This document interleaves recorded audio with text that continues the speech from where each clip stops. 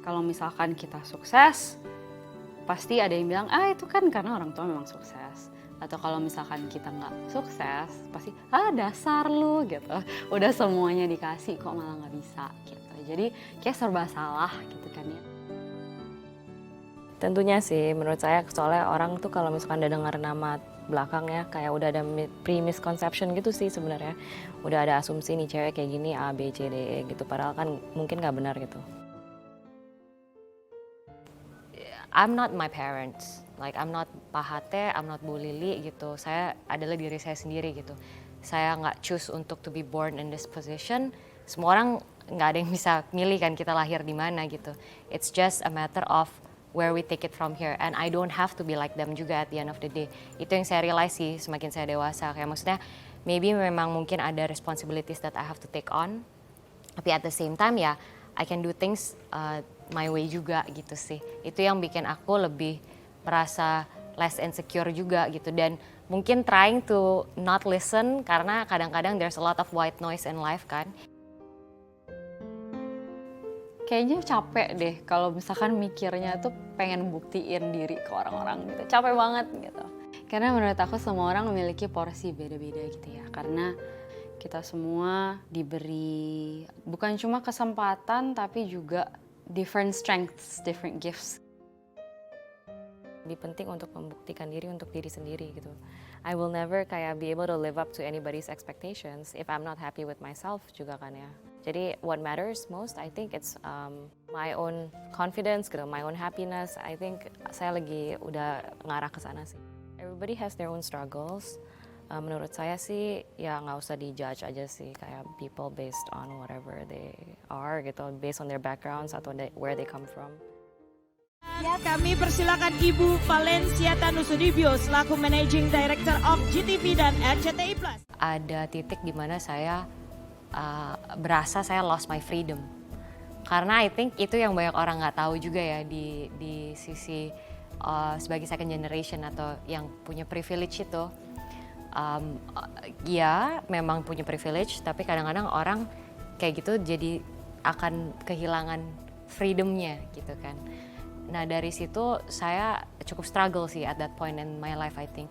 Tapi dari situ ada beberapa hal yang terjadi, ujung-ujungnya saya bisa dapat memilih gitu, mengambil suatu keputusan di mana saya realize sih at the end of the day ya saya tetap bisa memiliki freedom itu at a certain level lah, cuman tetap masih bisa gitu to choose my life, to choose my path.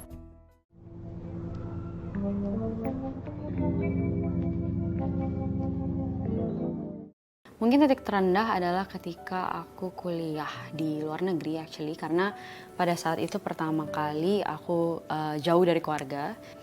Itu pertama kali yang kayak mulai mikirin gitu, aduh apa sih artinya hidup gitu, ya ampun anak umur 16 kok mikirnya gitu ya. Pada saat itu sedang mengalami yang namanya krisis eksistensial yang mulai mikirin tentang ya dari dunia akhirat sampai sekarang ini ngapain gitu kan. Jadi dan pada saat itu yang sebelumnya aku tuh karena aku tuh buku suka belajar selalu juara gitu ya, itu masa dimana aku pertama kali mulai fail gitu kelas-kelas aku karena kayak otak itu nggak ada di bumi gitu, kayak nggak menapak bumi gitu. Sehat, diberkati Tuhan. Thank you for being such a blessing. Thank you. Disayang Tuhan. Thank you. And God bless your heart. Pada saat itu lagi ambil finance, keuangan. Dan kalau keuangan itu kan belajarnya pasti tentang bagaimana kita cut cost sama maximize profit gitu kan ya. Dan pada saat itu aku ngerasa kayak gila apa gunanya gitu loh, apa gunanya sih gitu kalau misalkan tujuan hidup kita cuma nimbun harta, gunanya apa gitu, ampun deh gitu. Jadi pada saat itu benar-benar mikirnya kayak oke, aku pengen banget drop out sebenarnya, tapi pada saat itu juga nggak berani ngomong ke orang tua.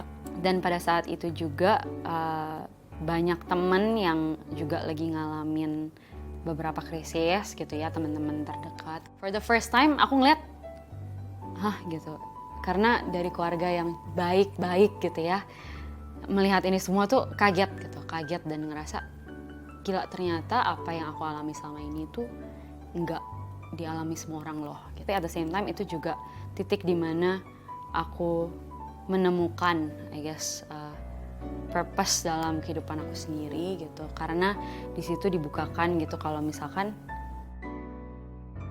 dunia itu kayak gini loh gitu. Jadi apa yang bisa kita lakukan gitu, apa yang bisa kita kontribusikan gitu, itu it matters for a lot of people.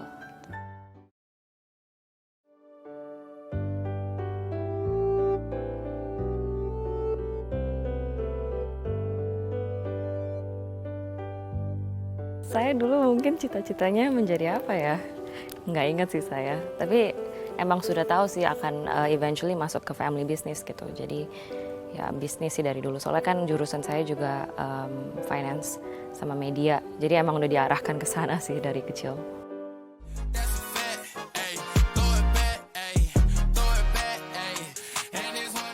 Saya dulu suka concert hopping. Soalnya saya suka banget sama experience, Kalau dengerin doang kan kayak nggak kedengeran apa-apa. Mendingan ke konser daripada ke bar atau apa gitu. Soalnya konser tuh experience kan, bener-bener kayak ada crowd, terus live music. Gara-gara di dalam bidang produksi juga saya harus lebih interest sama movies kan, sama film gitu. Jadi emang lately lagi sering nonton sih. Itu kan emang part of my job. Saya orangnya lumayan kreatif. Saya suka fashion gitu ya.